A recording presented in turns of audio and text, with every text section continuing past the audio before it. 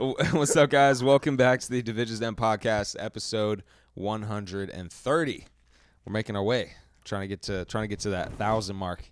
But man, we're at Coachella. I'm not gonna lie to you guys. I'm running on 60% right now. My processor is moving very slow, just because of all the partying and stuff we've been doing. And honestly, I feel like it's good to have a bender once in a while. Like, especially when you're a disciplined guy, it's like it's okay. You gotta take some time and just live your life. But yeah, we're going back to the festival in a couple hours. But before we do, I wanted to sit down with my homeboy from India, who I'm so grateful was coming on our pod today. For those of you guys who don't know, it's already starting. It's starting. My boy Gurbax, man, he's a DJ producer. He's got 50 million plus plays on YouTube. Number 1 on the iTunes electronic music charts. He's been nominated at the MTV EMAs. He does incredible music, and man, I'm grateful that we're able to sit down, bro. So welcome Gurbax to the show. Thank you so much for having me, man. Of course, this is brother. special. This is special. I fumbled like 40 times in that intro. It's okay. I'll embarrass you less. Don't worry. It's fine. No, dude, I'm super excited. You know, when I came to India a month ago for my sister's wedding stuff, I was like, dang, I should have. And I left. I was like, dang, I should have sat down with Gurbax and done a podcast. But I was like, you know what? It'll happen organically when it's supposed to. And yeah, I mean, you should spend more time in India, because I remember we spoke and you told me you haven't chilled in India without family and just with people your age and gone out and checked out the scene. You should definitely do that next time. Yeah, I've heard a lot of good things. I feel like every time I go there, it's definitely like a family vibe. I haven't been able to go out there and spend time and look at India not as like a family place, but like its own city where I could go do business and I mean, that's precisely what I'm saying, because that world, if you explore that world, you'll find a lot of business opportunities. Yeah, because you're already here. You're already at let's just say this is peak influencer era. Yeah. Right. I mean, right now in the US, and the US is always a little bit ahead, when it comes to innovation. Yeah. So your knowledge of what's happening over here will easily allow you to plug in the holes of what's missing in there and create a lot of avenues where I think you can find gaps. Yeah. Facts. You know, this is a crazy comparison, but you're kind of like Priyanka Chopra. Me? Yeah. Cuz you're from America. You're like, fuck it, I'm going to go home and conquer the India market, but you're also planting your seeds, I feel like, in America. Yeah. So maybe you're going to date one of the Jonas Brothers or something. Let's do it. I'm ready. I'm in Cali right now. I've seen a lot of options at Coachella. Yeah. The entire West Hollywood group is definitely here. I'm just kidding. We're going to take this part out. I'm just being goofball. But no, man, I'm being serious. Before I guess we talk about, your career and all the amazing things you've accomplished in music. And honestly, bro, I feel like as a talent manager, I have I think one of my skill sets is I have an eye for talent, and I'm able to I think identify people, prior to them becoming successful. And you're already successful, but when I think about Gurbax, I'm like, I could literally see you being the Diplo of India. I could see you being at that scale. That means a lot. That actually does. I appreciate that, man. Yeah. So yeah, of course. So I'm excited. I'm not just saying that to kiss your butt. I really do believe it. So I'm excited to talk about that. But honestly, bro, I would love to take it back. You know what I mean? I want to kind of understand who Gurbax was as a baby and as a child. Oh wow! If we could take it back there, can God. you tell me about your childhood? What was that? What was that like growing up? Well, I mean, I was born here. In fact, right here. Yeah. Probably 6 hours away. In Palm Springs at Coachella? In Woodland Hills. Oh wow! Yeah. Kaiser Permanente. No way. Was the hospital. Shout out. I got a gun pulled on me out there. So what? In Woodland Hills, you told me this story. How do I know this story? Yeah, shout out to Bradley Martin's gym. A lot of guns over there. That's a wild story. So born there, moved to San Francisco when I was 2-3 years old. My brother was born there, and we moved to India when I was 5. Oh wow! So shout out to my dad. He's a genius for pulling that off. Yeah. Having both me and my brother in the States, you have no idea what a golden ticket the US passport is. I mean, it's amazing for travel. I mean, in fact, India is one of the only countries that actually needed a visa. Yeah. There's no other country that you really need a visa for. I've traveled, I've traveled pretty extensively, but you just don't need visas anywhere you go. Just show up, Yeah. which is amazing. There's And definitely power in being a citizen, bro. I mean, if I was Crazy. if I was born 5 years later and we were in India, I probably wouldn't be able to do this. Like Right. I wouldn't be able to come here and do this entire thing. Unbelievable. So it's really important that that happened. That shaped a lot of my, the ease of travel and like my exposure to the world. Yeah. So that really helped. Then we moved to India, and I grew up in India. I grew up in Bangalore from 1st to 12th grade. Yeah.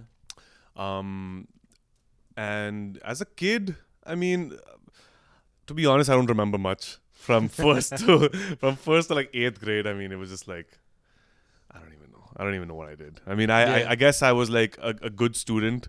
Yeah. Up until 8th grade. I remember I came. So in India, you have ranks. Yeah. Okay, I don't know if you have that over here, but you have like ranks from 1st grade. Like in 1st grade in your school, Yeah. like you have your marks. They call them your marks in your report card. Yeah. And you'll get a rank. So immediately you know who's the smartest and who's the dumbest. Oh, they rank you from like best to yeah, worst? yeah, they smartest to dumbest. Wow. Okay. That's savage. Here we just have like valedictorian. No, or like nothing. whatever. And in India you'll have the marks like they're just plastered on like the board, so like everybody can see who's the dumbest kid in class. Where were you at on that list? It's funny. In 1st grade I came 4th. There you go. In 2nd grade I came 3rd. In 3rd grade I came 2nd, and in 4th grade I came 1st. And then what about after that? Like 5th grade? And then 6th grade? Just fucking zero. And then I hit a little bit of like a little dip, 5th and 6th. Yeah. I don't know what happened. I have no idea. I think I shifted to a smarter school. Yeah. And over there I wasn't that smart. So, I just like ended up falling in the pits a little bit. Yeah. And then I crawled back up in the 8th. Mm. In 8th I came 1st. And then in the 9th and 10th, once puberty hit and you discover girls, then things start dipping again. Tanked. Yeah. Yeah. So Straight downhill from there. Straight downhill from there, exactly. So that was the little bit of the peak and valley of my education. Yeah. And then did you go to college too after that? Yeah. After 12th grade, I moved to Atlanta. I did college in Georgia Tech. Yeah, that's right. Yeah. So came there, did industrial engineering. Did 5 years of that. Wow. In the process of doing engineering, I mean, to roll it back a little bit, I was into music in school, but I wasn't like passionate about music. I mean, I loved it. I loved listening to music. I played the guitar. Yeah. I wasn't the best guitarist in my school. Wasn't the best guitarist in my class, but we still had a band. We still performed a bit. We did like some these school competitions. And I mean, I've said this before. I used to be a metalhead, like a huge metalhead.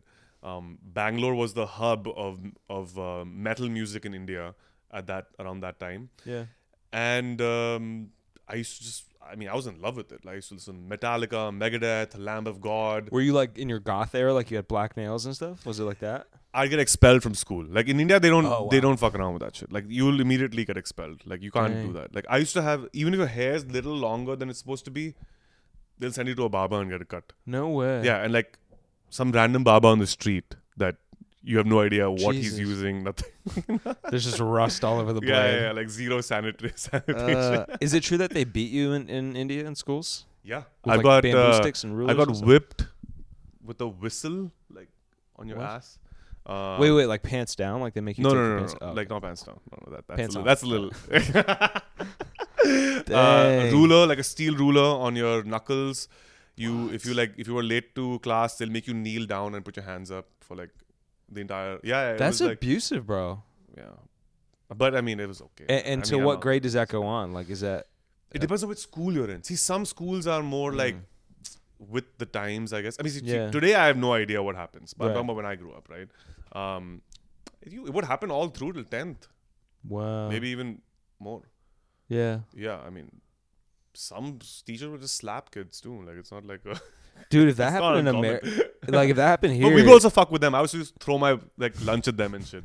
So it would go both ways, you know. I'm dead. I mean, if you're doing that, you I deserve remember to we get threw beat. an omelet at a teacher once. Like it was. You threw an omelet? Yeah. We used to like really like mess around in class, man. Like we used to turn our chairs like so our back is facing the teacher while she's, you know, teaching like, I don't know, environmental science or something. Yeah. And we just get a picnic cloth and just put it on the desks and just start eating in class. That's so funny. Yeah, we used to do a lot of shit. So Were you a we needed to troublemaker? get beaten up a little bit. So you were kind of a troublemaker, like it sounds like. Towards the end. Okay. Yeah, towards the end of school. Yeah. Yeah. But Dang. And what was your parents like? I mean, it sounds like they had the foresight to like make sure you had everything set up for the future. You know, you being in the U.S. and taking you back, you know, going back to India, and you come back. It sounds like you kind of experienced both India and the U.S. in your childhood and growing up into your adulthood. So you got the best of both worlds. absolutely, I did. I definitely did. My dad, he worked in the States for about 14 years. That's where, you know, after he did his master's there and worked, and then he moved back to India to marry my mom and then brought her to the States. And that's kind of where, you know, like they set up base for a while. But then once we moved to India, then it was just like growing up in an Indian household. Like, and I'm glad my parents did that because I grew up with like the Indian value system, I feel. And I feel like that's for me, I felt like it was the right move, you know. So yeah, I mean, then I went back to the States for college, and that's where I got into like electronic music for the first time, and that's where I got into like music festivals. I went to Ultra in 2011. That was life changing. Dang. In Atlanta, there was a lot of like, you know, Atlanta's a big hub for music, right? Obviously, hip hop, and around that time, all these hip hop producers were looking at the boom in electronic music. Like suddenly out of nowhere, DJs were headlining music festivals, and it was this crazy moment in America where DJs were seeing the limelight for the first time. Because before that, DJs were not seeing the limelight as such. They were just more in the club, in the corner, like, yeah, play with my song. Yeah. Right? But suddenly now people are going to concerts and festivals to see a DJ headliner, which was a big change in the music space at that time. And I was seeing this boom, and it kind of was coinciding with the rise of dubstep. Like Skrillex just released his debut EP around that time, called Scary Monsters and Nice Sprites. That completely revolutionized electronic music. Like dubstep, electronic music just shot up after that. And I was in the US just experiencing all of this, like, you know, firsthand. I remember I saw Skrillex for the first time in a 200 cap room. Wow. And it was amazing. Like, unbelievable. Unbelievable, right? It's probably maybe his first US tour as Skrillex. Yeah. If I'm remembering it right. There was like this guy called Porter Robinson who was opening for him. Yeah. And it was when he was signed to Mousetrap, which is Dead Mouse's label. Dead Mouse, yeah. So, I mean, I was getting so inspired, man, at that time. And around that time, also, all these hip-hop producers were seeing this happen in Atlanta. And they were like, dude, we need to cash in on this. Like, because they're essentially doing the same thing. They're producing is using the same laptop, the same software as the DJs are. They're like, why aren't we cashing in on this? Right. And they started making electronic music in the way that they know how to make music, which is hip hop beats, and that became trap music. Like so, trap in the electronic as an electronic subgenre was hip hop beats with electronic drops, and it's all happening around me in Atlanta. Dang. And I'm like, dude, this is amazing. This is unreal, right? Wow. And all that was inspiring me, and I just like got this fire in me that I needed to get into this, do this, because it's something that I actually felt was like coming from within and not an external thing, right? I like see. Me being at Georgia Tech, learning industrial engineering and optimization and all that stuff. I was just doing that for my parents, like, so that like I, you know, can be a good son, a good kid and a good a good student, because I wanted to make my parents happy. But I didn't want to do any of that. I was just doing it because I had no conviction towards anything else. But suddenly when all this was happening and I was absorbing all this, I felt it. And that's when I started acting on it. Ah, it's so beautiful, man. There's a lot I want to unpack there, because you and I have a similar story in the sense of, you know, amazing, brilliant parents who I think raised us in such an incredible way, with culture, with respect and love. And, you know, I did the same thing. I went to USC because I was like, you know what, I'm going to get a degree just to make them happy. They work so hard. Let me, you know, fulfill their purpose for me. And then in the same time in college is when I found music as well. And I, you know, was always an entrepreneur, and I was like, okay, business was my path. and a little bit of music was business and music were always the two things. And for you, it sounds like you found this fire for music, and you had this like intuition of like, yo, this is my calling, like this is my thing.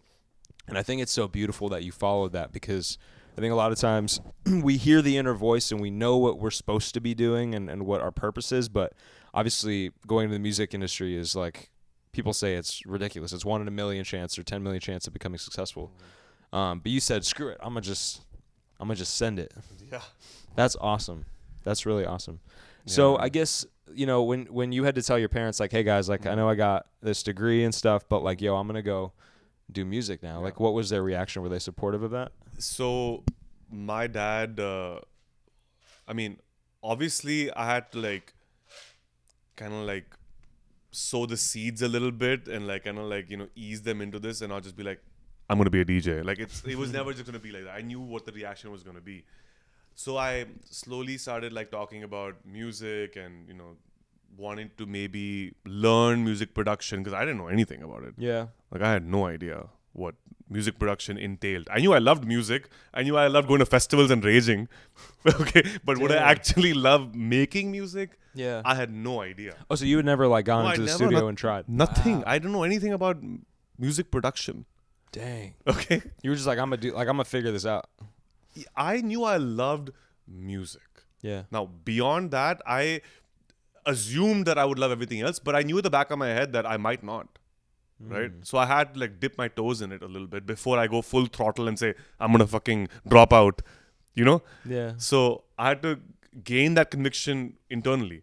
So I told my dad I wanted to do a music production course, right? And it was the last summer before graduation. I was Georgia Tech, right? So convinced him to do a 3-month course. So I went to New York, did a 3-month course in music production, learned Ableton, the music production software that a lot of DJs use, a lot of hip hop producers use. I mean, it's one of the best. Yeah. And that's where it became like, okay, now this is my fucking calling. Wow. Like, I mean, because for those 3 months, I felt like I was high every day, and I was not on a single drug. Yeah. Like it just felt like that. Yeah. And for the first time, I was like in a classroom, and I wanted to be the nerd. Yeah. Like I wanted to be like, I wanted to work harder than everybody else. Right. I'd never had that feeling before. It would always be like, if I was in a classroom, I'd look at the clock, it'd be 3 o'clock. Like, oh, then look at it again, it'd be 3:02. Yeah. Then it'll be 3:03. In this, the days would just like fly. Time ceased to exist in the way that I even knew it. It was just like, you were in this flow state. I discovered flow state, right? And once you discover flow state, that is a drug. Amen. That's a real drug, right? That you don't need anybody. You don't need anything. You don't need any substance. You just need yourself. Yes. And you're just like fully immersed in this world that, you know, which is just in tune with you, right? And you're in control of it. So, and so then I had to decide, should I go back to college? And Nope. I was like, dude, I have 1 year left. Yeah. If I decide to drop out now, that'll be really dumb. So I went back, and that's over that 1 year, I started sowing the seeds. And I had to get the degree. I had to interview for jobs. I had to get the jobs. I had to show my dad the offer letters. And then I said, I don't want to do this. I want to be a DJ. Wow. Yeah, so I did all that, showed it to him, gave it all to him, and then I was like, okay, dude, now really? I wanna. That's so interesting. So you wow. You were like, I'm gonna go all the way to, you're gonna do these interviews, you're gonna get the offer letters, and you just put them on a table. You said, yo, Dad, here they are. So exactly. So it's a choice then. It's not like this is the only route I have. Yeah. Right? It's like, okay, I did it. I can do it, but I'm choosing to do what I want to do. Yeah. Right? I'm not just like taking the easy way out. Yeah. Right? Because it can be viewed as that. Right? Yeah. It can be viewed like, yeah, you don't want to put in the work here, so you just want to party. Right. You know, which is what the stereotypical vision of what a DJ is. Right? It's like, yeah, he just goes out and parties. Right. Right. Dang. I think for you to do that, bro, like, to me that shows that, I mean, that shows your character. It shows the amount of respect and love that you have for your parents, which I think is incredible. But it also shows like how diligent you are as a man. And I think that's, I think, and especially in our industry, like if you have, I mean, you know how they say like hard work beats talent anytime. And it's like you're focused not only on building your skill set, you're going to these classes, doing Ableton, you're learning, but it sounds like you've also got this crazy work ethic. So I'm curious, where does that work ethic come from? Like, was it something that you learned from your parents or just over time? No, definitely from parents. Okay. My dad's an entrepreneur, so I've seen him work my entire life. I've seen how much, how many hours he puts in. Yeah. That has trickled down into me. And then obviously like also like doing engineering and getting like decent grades means like you still need to put in a lot of work. Yeah. Granted, I never wanted the A's in college. Yeah. Because I knew how much work that you need to put in to get those A's. I just wanted to get B's. Because I knew that I wanted to do other things, right? It was never that I never felt like, I mean, it would have been nice to get A's, but I just did the bare minimum to get B's. Yeah. You see what I'm saying?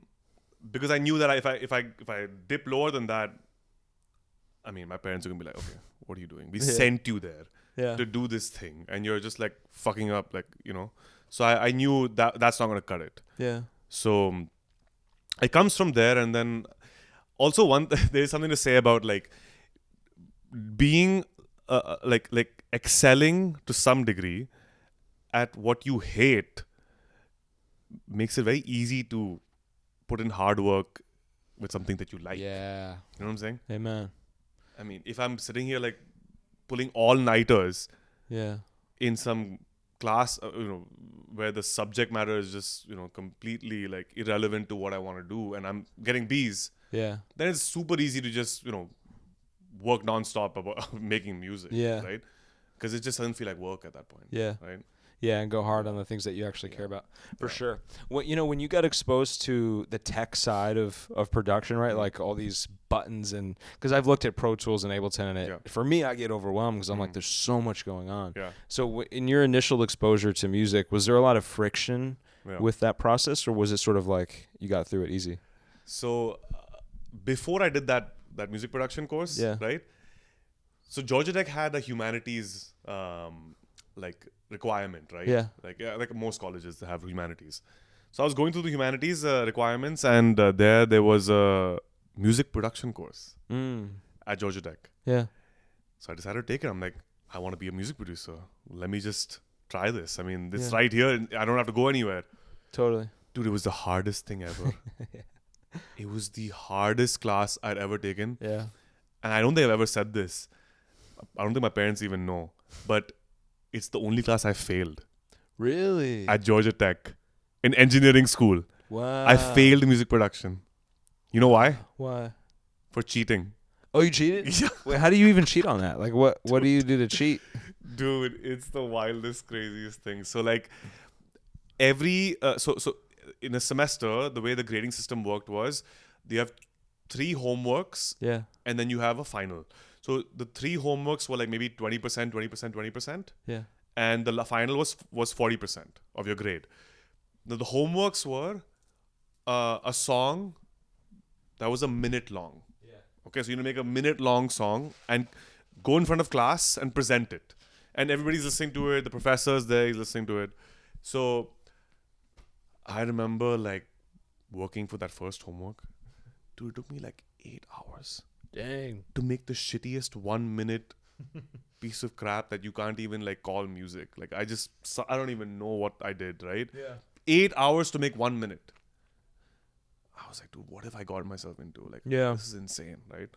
And this was not even Ableton. This was Audacity. Audacity is like, it's barely even a digital audio workstation. It's just like you can record audio in it and you can just chop it up. That's all you can do in it, essentially. So I got like a C. Second homework, I again somehow scraped through, got like a C. And I don't know, but maybe the third homework I did the same thing. Now the final shows up. The final is a 3-minute song. Oh, Jesus. So I do the math in my head. I'm like, 24 hours. I need to put 24 hours of work. And it's Death Week in Georgia Tech. Death Week is finals week. Finals week is like, in 1 week, you have all your hardcore engineering finals. And then I have this elective, which was supposed to be the easiest class ever. now I need to put in like 5 times the amount of effort in this elective than my engineering classes to even like scrape through. I was like, screw this shit. I'm gonna call my friend who's also in the class, who's a producer, who had made music from before. I said, bro, just send me one of your old beats. I'm gonna go up in front. I'm gonna play it. Oh. Okay. So he's like, okay, fine, bro, I'll do it for you. Yeah. He sent it to me. I was like, dude, thank God. I was like, okay. I didn't even open it. I just like kept it with me. It's like I was damn happy. I was like, okay, this is gonna work out great. I don't have to work anymore. I can just focus on my engineering stuff and not fail those because I'm spending all my time here. And reached the class. I still hadn't opened the song. You'd never listened to it. I never before. even listened to it. Think about how dumb. That's that not is. very That's smart. Really stupid. I go there all confident, and I go up in front of class, and I open up for the first time, and I just hit play. And I'm listening to it, and again, everybody's there.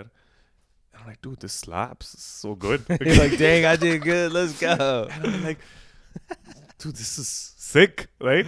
Yeah. And then from the back, I hear this loud voice. And the professor's like, what the fuck is this? No way. And it turns out I had just played one of my friend's old homeworks. Oh, that he listened loved. to.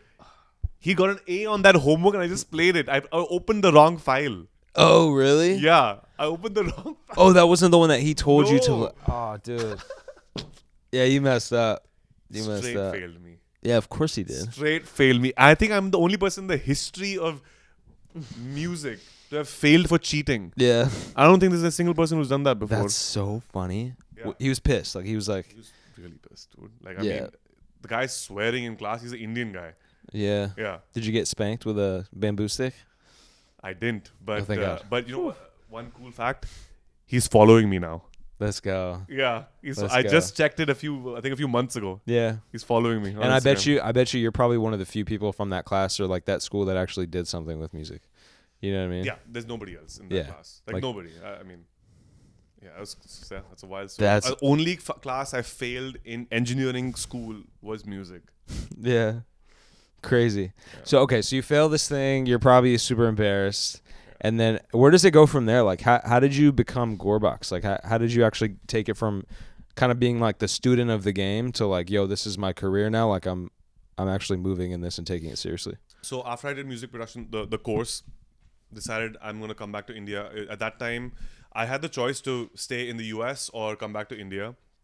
I knew that coming back to India would just give me this like super unique opportunity to do something that nobody's doing and be the only person doing it. Like in the sense like the first mover in this space, I mean, to put it plainly. Yeah. Because at that time I was doing, I was in love with dubstep and trap and bass music. Like that was my lane. And I knew that coming back to India, there was like, I mean, maybe the number of people that were doing that on a visible scale was like, you know, you count the palms of your hands, like maybe 10 people. Yeah. So came back to India, went to Bangalore, at that time city of like 9 million people, and started the first like trap music like weekly event.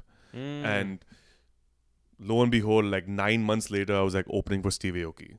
Wow. Yeah, it was like a super meteoric like rise. Released my maybe first or second song. That song really did well. It's called Boom Shankar. That sort of gave me that momentum to just keep going and going and going, and I haven't really looked back since. Yeah. Yeah. Interesting. So you did all this work, you went to school, you come back, and it's almost in a way you were like starting from scratch, right? Like you were like 100%. I didn't know anybody in the nightlife scene. I didn't know any club owners. I didn't know any artists. So obviously I had to like rely on my network that I had.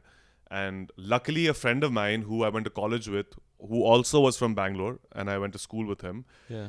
His mom used to listen to my like trap mixes. Yeah. And I was like, what? Like, I mean, I was like shocked. Okay. And his mom, so basically, his mom's brother was a club owner. And I knew that. So I told him to set a meeting up. Set it up, with me and him. And he did that. And that's how I got the residency. Got it. But I was playing for free. I mean, I played for 4 months every week for free. Yeah. And that's how I built and built and built and built. And then eventually people started booking me because Yeah. that went well. That's incredible. Yeah. You mentioned Boom Shankar. Obviously, I think I was looking at your videos and your music. That to me is, I think, your most viral song that you've had so far, right? Yeah. Yeah. Can you sure. can you tell me about how that record came together? Dude, I mean, I could have never predicted. Dude, that's an instrumental song. Yeah. It's a hip hop beat with a little bit of electronic, like, Yeah. sprinkling of some electronic stuff in it, right? No vocals, nothing. Yeah. Somehow that song has like permeated so deep into like the mainstream that like you don't even.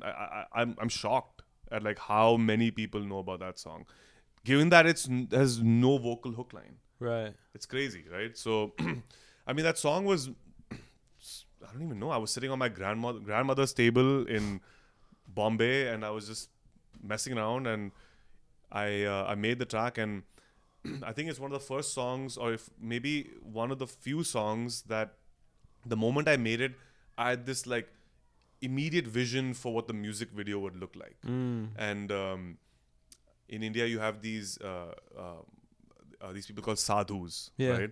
So to me, it sounded like a song that if sadhus were pre-gaming and going to a music festival, they'd play that song. And that's just the vision, and I executed that in the music video. Yeah. We crowdfunded the music video at that time because that was like, and that had never been done before, like a crowdfunded music video, which I think that also like helped propel the general storyline of of how the song maybe shot up Yeah. to success. But it is crazy because I released that song January 2015 on SoundCloud. Yeah. And then that's it. And then like nothing happened. Music video came out January 2017. Oh, you 2 told me years this. It came out later. Yeah. Yeah. There was a story there, right? Yeah. Someone like ran away with the Yeah. footage or something. So imagine I've crowdfunded this entire music video. Yeah. I think we raised $11,000 and shot the music video. Mm-hmm. And then my director disappears with the footage Vanished. for a year and a half. Why? For a year and a half, I call him, message him, non-stop, Nothing. no response. Wow. And then out of the blue, a year and a half later, he sends me clips of the video on WhatsApp. I'd given up completely that Yeah. we're ever going to see this music video. And imagine, that's when the song went viral because of the music video. Wow. It was doing well. Mm-hmm. But I think the real virality came from the music video. Wow. So that it kind of worked out, even though he was. it doesn't really matter. Like a lot of artists these days, like young artists, I think they feel this pressure that like I can only make a song if the music video if it comes with the video, right? I mean, granted, yeah, it's a different world today than it was back then. But Yeah.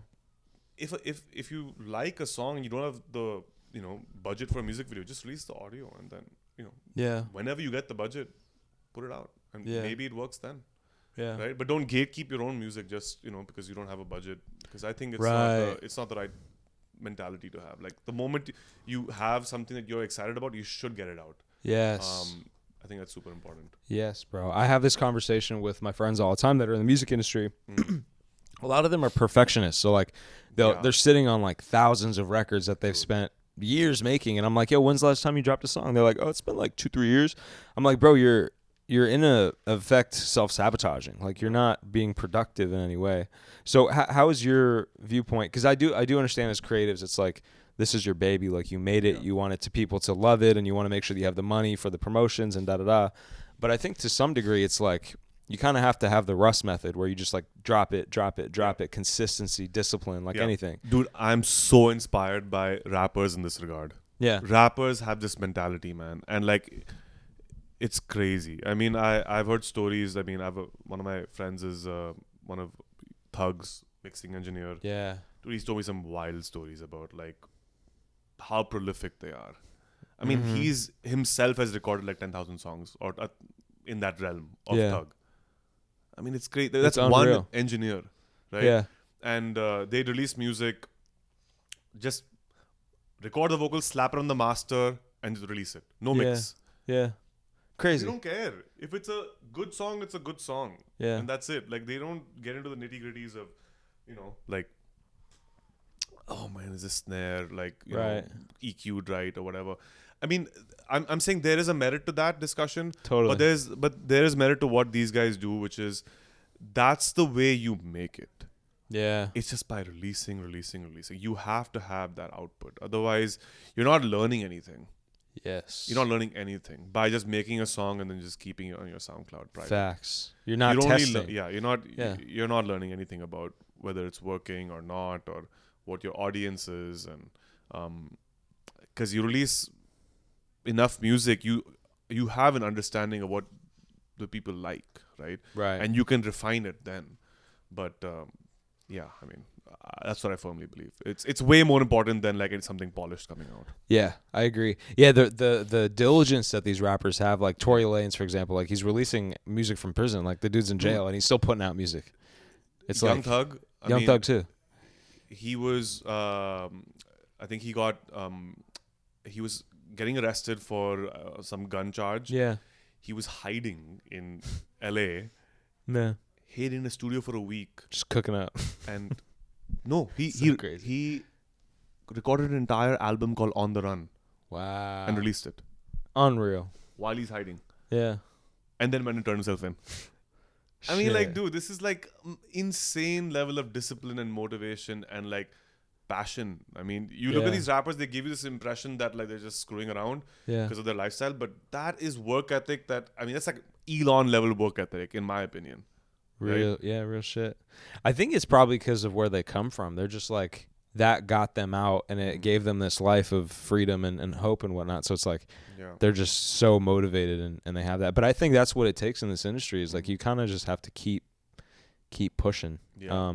So tell me, after Boom Shunker, because you start to see like a little bit of success. Yeah. I'm sure that lit a little bit of fire under you to like be like, okay, I'm gonna keep creating now and pumping out music. So, what did you have a record after Boom Shunker that went super viral, or was there sort of like a period of not much going on? Like, what was that like? I released a song called Aghori, which went really viral too, and it continues to go viral also. Oh wow! So it's crazy because it's had multiple moments, man. Like Aghori went really viral right when I released it, and on top of that, I think 4 or 5 years later, after the song was released, Instagram came out with these like filters, and then creators started making their own filters, and allowing downloads on Instagram, right? Yeah.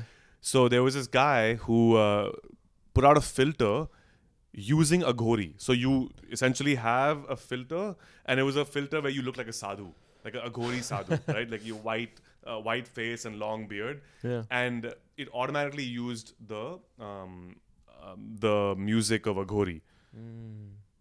Out of nowhere, that just shot up again. It started trending on Instagram. So that had its own peak, and then because it's a song, so essentially Aghori's sadhus are Shiva devotees, right?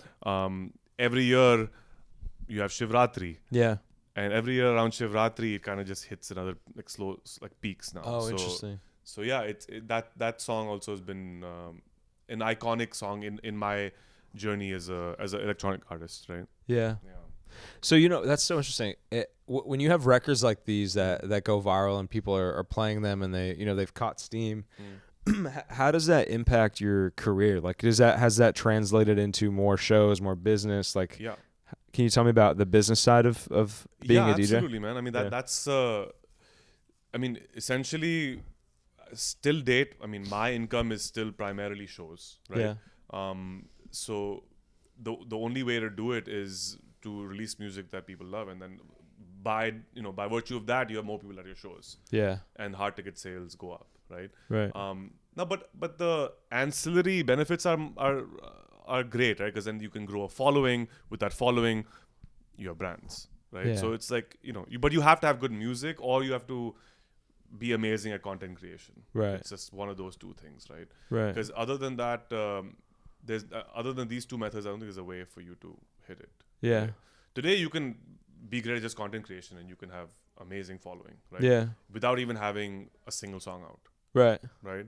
But back then it was less of that and more of like, okay, you are a good artist, good producer if you make good music.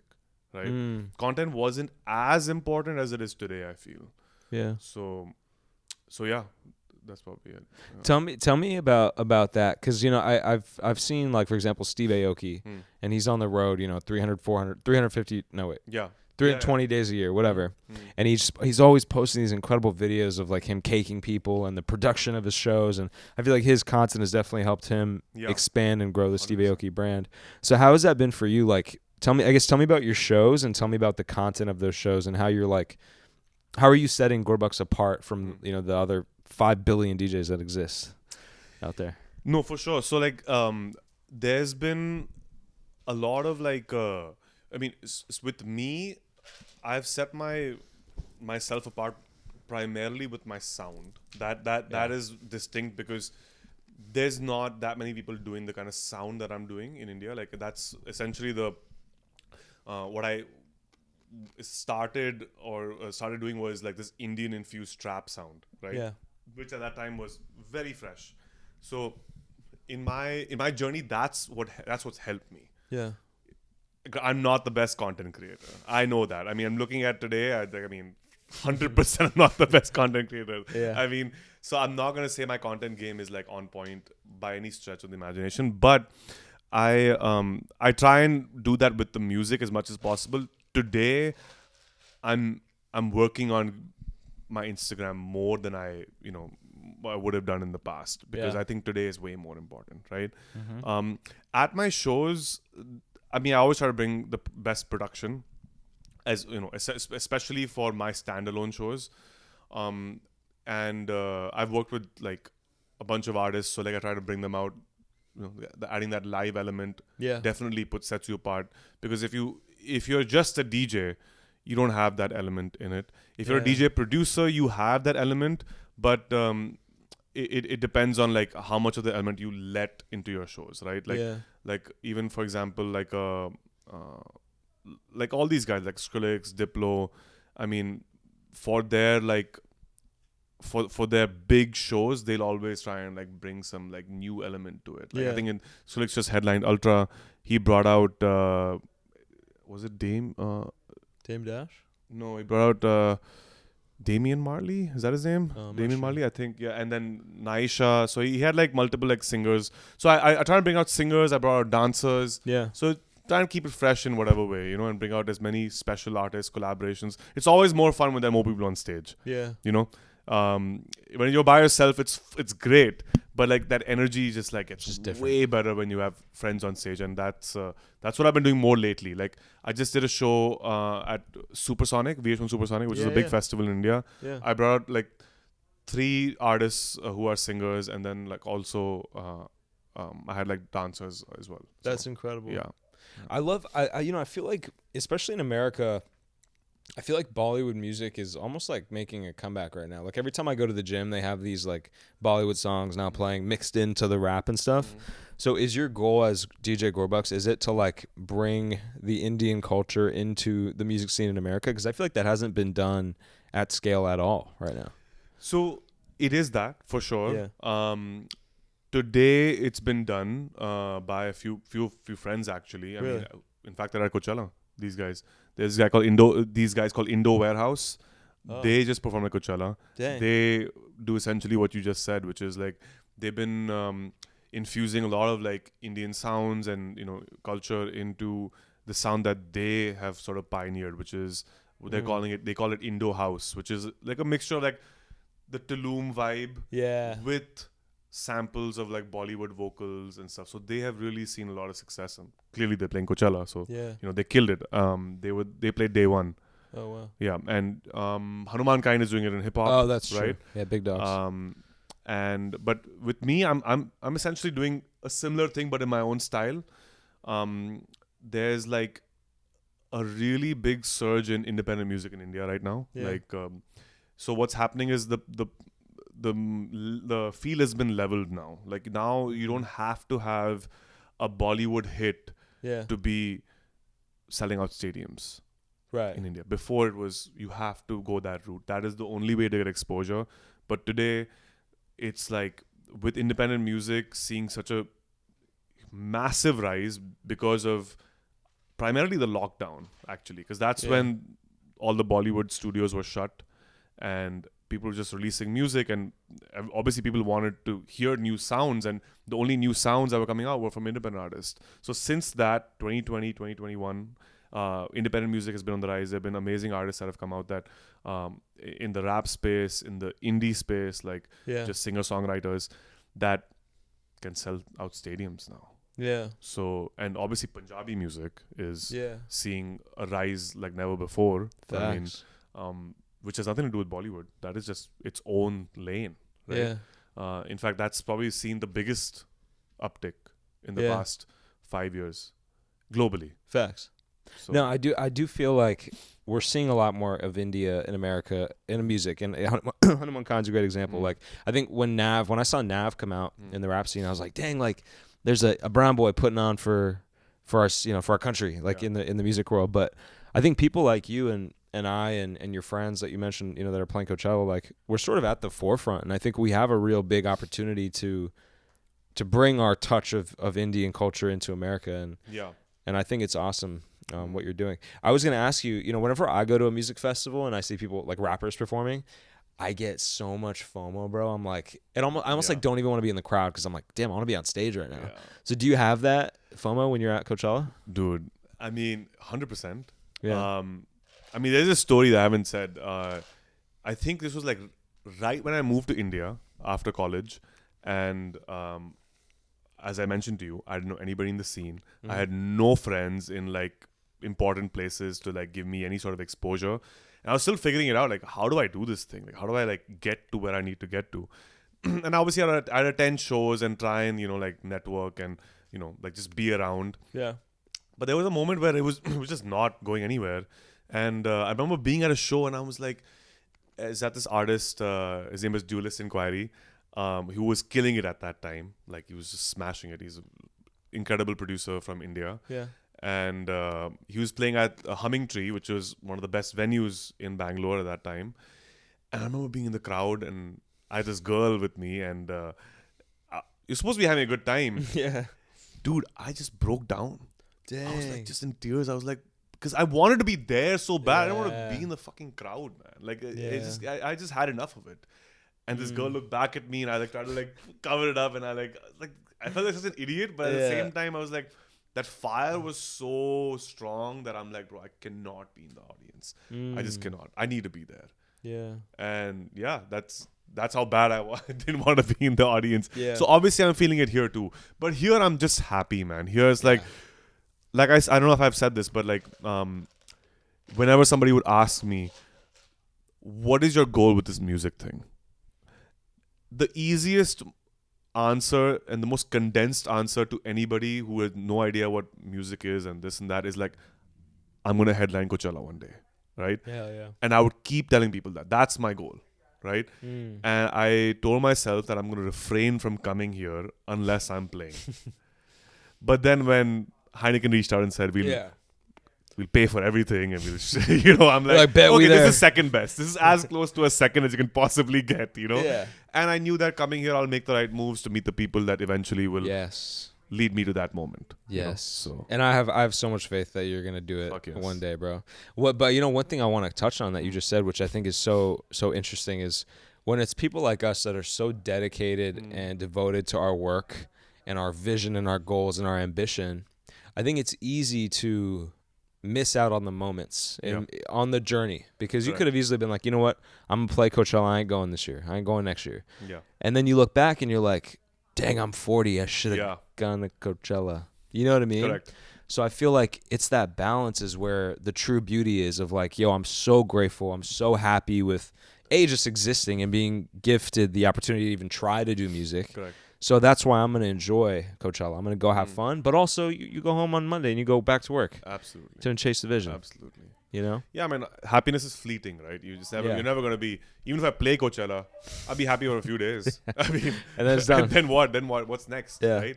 I know that. I just know that like, if I play it, it'll be great, but then I'm going to want the next thing. I'll want, I don't know what's above headlining Coachella, like Grammy? Playing on Mars. I'm sure you can pull that off. Play on Mars. Probably. That'd be sick. I have a question, and we can wrap after this because we got to get to the festival. Sure. I think when you're in an entrepreneurial position, or really honestly for anybody, it's like there's a level of faith that you need to have in your journey and your process, and to be able to like wake up every day and stay diligent, right? Yeah. So I guess for you, like, where does that faith come from? Like, are you looking to God and are you speaking to Him? Is it from just other sources? Like, where do you develop and hold your faith, I guess, is the question. So for me, luckily in my head, even if nothing happens from here, I'm fine. Like I'll live with it because I truly enjoy making music. Yeah. I just love it. Yeah. Now whether one person's hearing it 10, 100, 10,000, 10 million, 10 billion, that's not really in my control. I can just do my best. Amen. But I love the process of making music.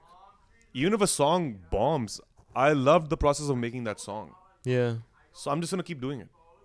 Yeah. So the result is, when it's great, it's great. And I'm not going to lie. I get disappointed looking at the numbers. Yeah. Sometimes when I have high expectations for what I want out of a song, because it's just natural, right? Yeah. I'm not reached some like God level of detachment where I'm not gonna like be like sad. I don't give a shit. No, I've not reached that level. I'm very far from it. Okay. Yeah. I get really sad. I get really disappointed. I get really dejected when a song doesn't do well. But it's not more than the happiness I get out of making music. So yeah, that's a net beautiful positive answer. Yeah, net positive. That's no only positive, right? It's always net positive. Is it net positive? Okay, yes, then do it. If it's net negative, don't do it. Yeah. I love that, brother. And just like control what you can control. Like all you can control is you wake up every day and you make music and you do your best. Yeah. And if things align, then that's in His hands. You know what I mean? Yeah. That's awesome, man. Dude, I really appreciate you coming on. Thank you so much for having me, man. Yeah, this was an amazing convo. If you have any advice for people that want to be a DJ and a producer, but they're like, dang, I don't know where to start. Yeah. What would you tell them? So if you don't know where to start, then you have to identify what your process of learning is. Are you somebody who can only learn in a classroom, or are you somebody who can learn off of the internet? First decide that, and then choose a lane and go and find the course, or whether it's on YouTube or it's in person. Yeah. I went to YouTube first. Yeah, I didn't understand anything because you just don't get it in a chronological order, right? Yeah, and it never moved forward with me. So then that's when I decided, okay, I'm going to go and dedicate 3 months. That's all you need. A couple of months every day. And if you do it every day for a few months, then you start seeing it becoming fun. Yeah. Because that's the main inflection point. Can you reach the point where it starts becoming fun? Or are you just going to get stuck in the pits of it being this like complicated thing that I don't understand? Right? So 3 months every day, 4 or 5 hours a day, you'll understand that about yourself. Yeah. And you might realize that it's not for you. Yeah. But then you'll at least know. You won't feel like you're missing out on something. Yeah. Right? You won't have any regrets. Yeah. But dedicate 3 months to it. Put the time in. Yeah, and that's amazing. Yeah. Dude, thank you so much, man. I really appreciate it. Make sure you guys go follow Gurbax. Where can they find you on social media? Gurbax, Gurbaxx. Let's go. That's my Instagram, not my real spelling. Yeah. Some asshole took Gurbax. Oh, fuck. I've been reporting him for 10 years. Nothing has happened. Really? Yeah. Dude, I've been trying to get at Divij for like probably 9 years, and I just think I got it this week. Help me out. For a bit. Yeah, I have a guy. I got you. Please help me out. Oh my God. Okay, that might be the best thing that happened today. I love it. Dude, thank you so much for coming on. I really appreciate it. Thanks. Thank you guys for tuning in. This was episode 130 of the Divij podcast. Make sure you guys go follow Gurbax. And hope you guys enjoyed Coachella if you went there. I hope you guys didn't do too many drugs. Or any drugs, actually, at all. But no, we love you. We'll see you guys next episode. Peace.